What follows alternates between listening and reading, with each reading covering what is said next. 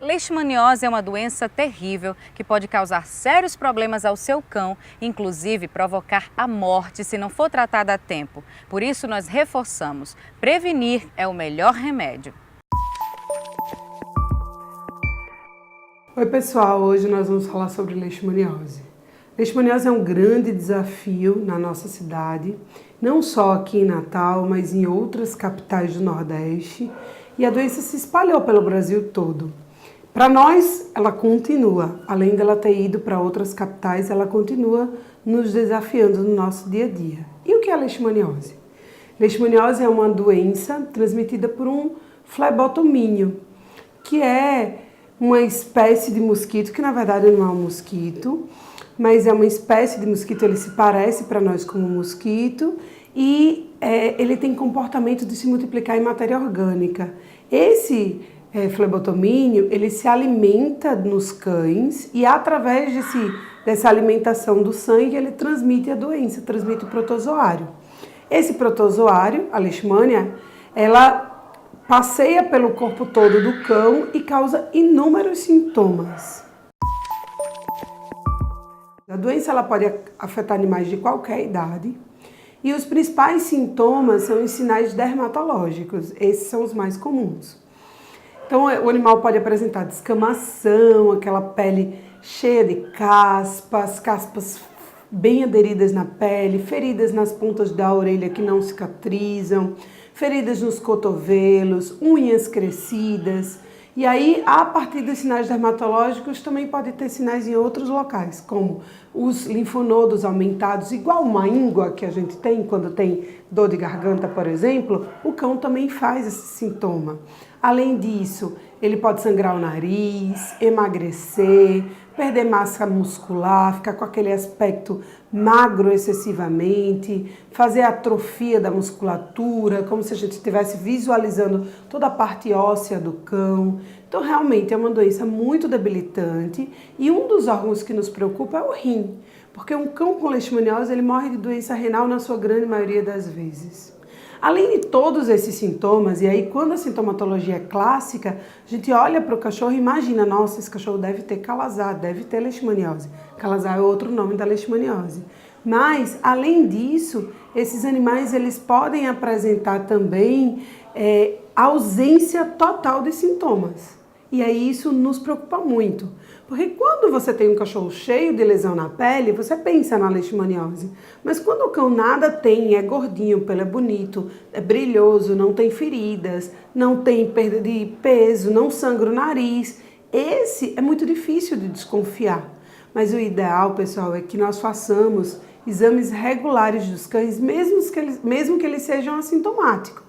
Porque quando eles são assintomáticos, esses animais ainda assim podem estar infectados pelo protozoário, pela leishmania e em algumas situações transmitir a doença.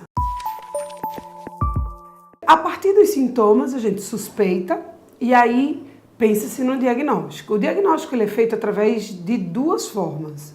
Do exame de sangue e aí a gente vai fazer o teste de anticorpos, o quanto aquele cachorro está produzindo de anticorpo. Esse é um diagnóstico.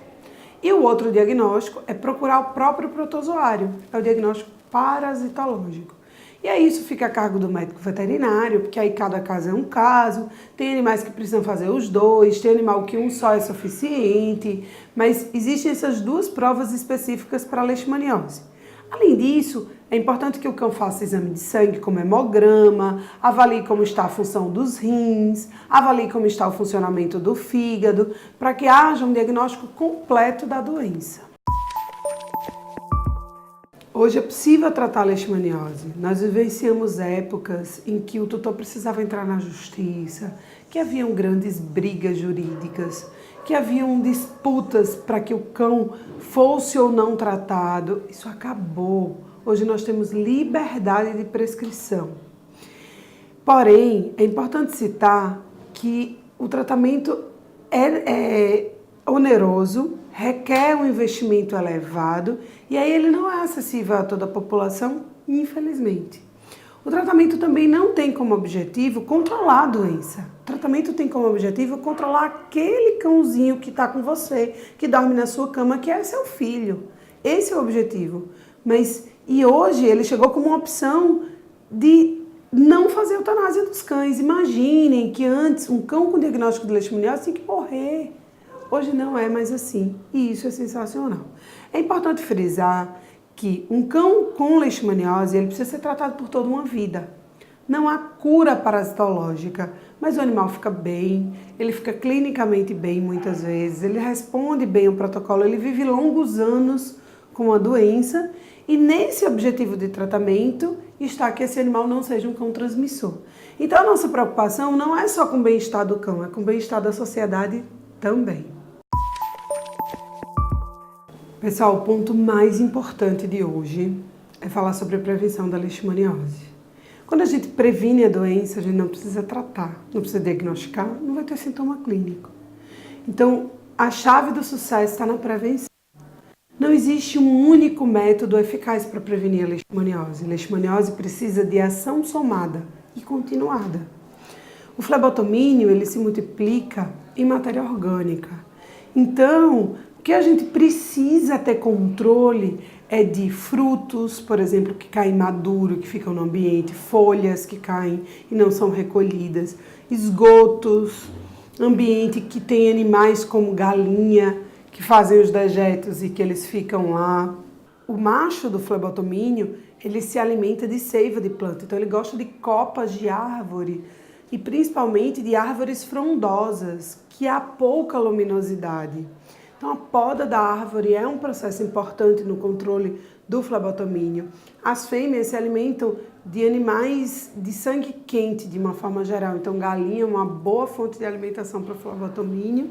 Além disso, a galinha não adoece. Então, ela fica lá, fica bem e conseguindo manter as fêmeas de flebotomínio se reproduzindo.